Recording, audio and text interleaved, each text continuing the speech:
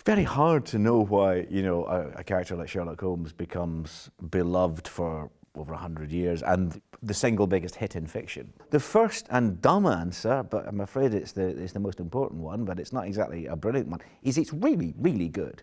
Those stories are just brilliant.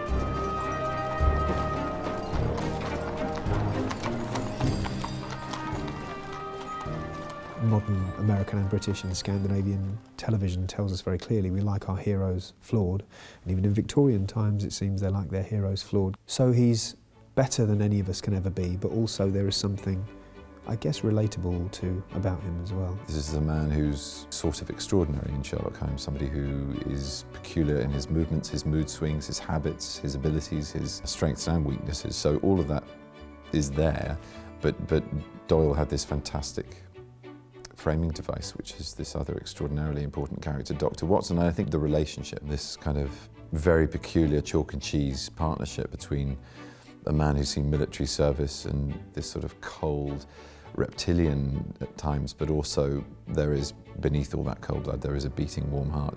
Yeah, I think that plays a very key element to the enduring appeal. As it celebrates reason and distance and aloofness, it also celebrates friendship. We love friendship too.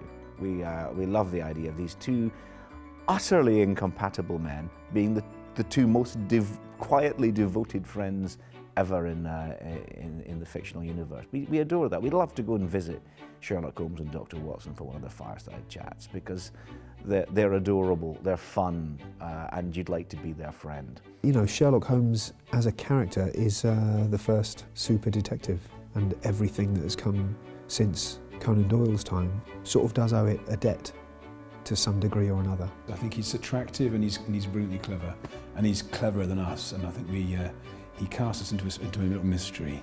We jump in and then he leads us out again, and I think we kind of, that just seems to delight us. The sheer idea that the great detective is also a bit of a freak, that's what Doyle came up with.